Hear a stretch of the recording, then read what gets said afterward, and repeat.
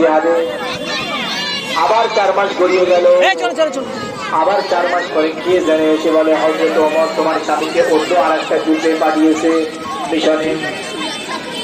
আজকে 3-4-12 মাস হয়ে গেল আমি বুঝছিলাম আমার যৌবনের তাড়নায় আজকে আমার এই গানটা বেরিয়ে যাচ্ছে। এই গানটা বলার জন্য আমি দায়ী নয়, এর জন্য দায়ী হযরত ওমর। এই জন্য হযরত ওমরকে এই দায়ের জন্য সাক্ষ্য দিতে হবে। হযরত ওমর দৌড়ে বাড়িতে চলে এলেন।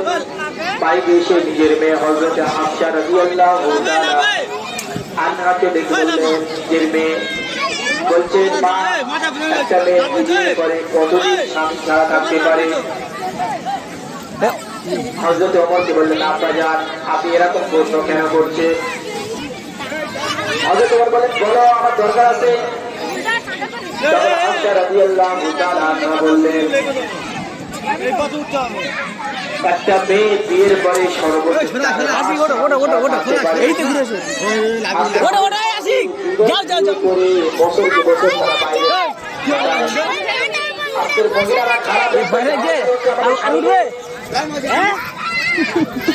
স্বামীরা তারা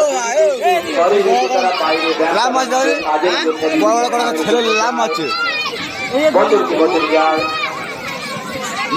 একটা মহিলা কতদিন থাকতে পারে? হয়তো হাফসা বললেন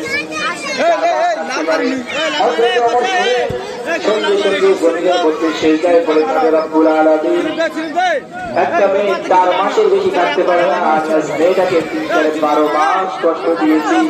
রব্বুল আলামিনের সিজদায় পড়ে কাঁদছে।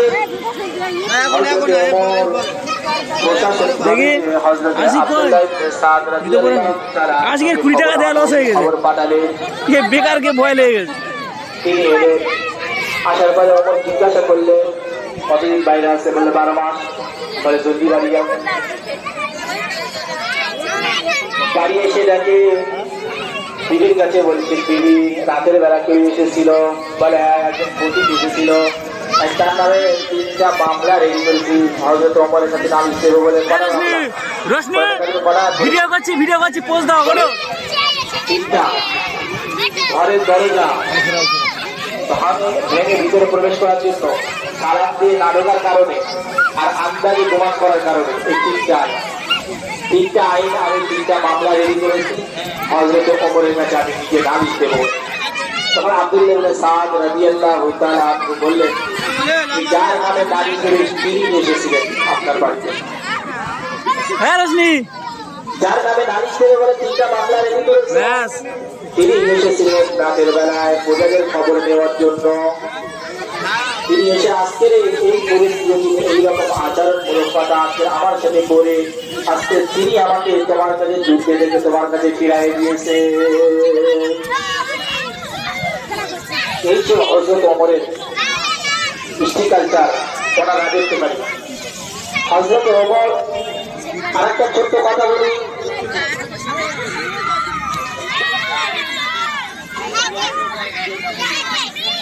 হযরত ওমর খলিফাতুল মুসলিমিন হযরত ওমর যখন রাষ্ট্রের দায়িত্ব নিলেন, কাফেলায় যখন যুদ্ধ করতে যুদ্ধের ময়দানে যখন যুদ্ধ করার পরে যে সমস্ত মালগুলো বেঁচে থাকে সেই মাল হচ্ছে গনিমতের মাল, কাফেলায় থাকে।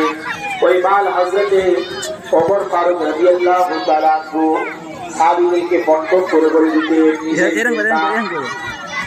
আজকের আমাদের সমাজে যদি কেউ একটা দায়িত্ব পায়, প্রধান কিংবা মেম্বার কিংবা কাউন্সিলর যেই হোক না,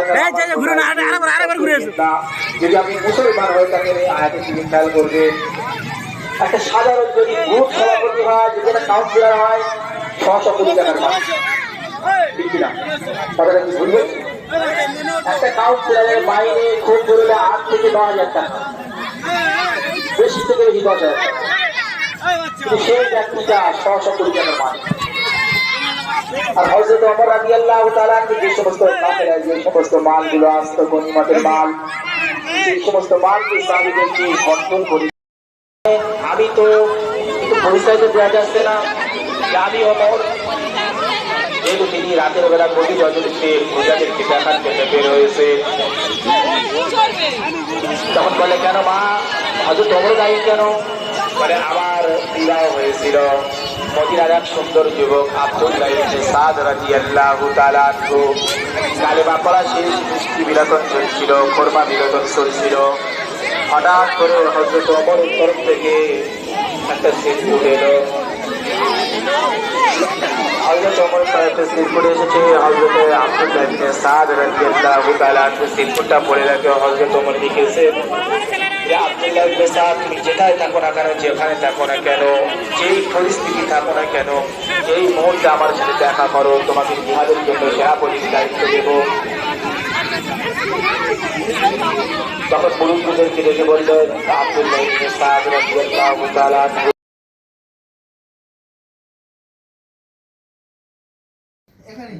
কি হলো এটা? মার।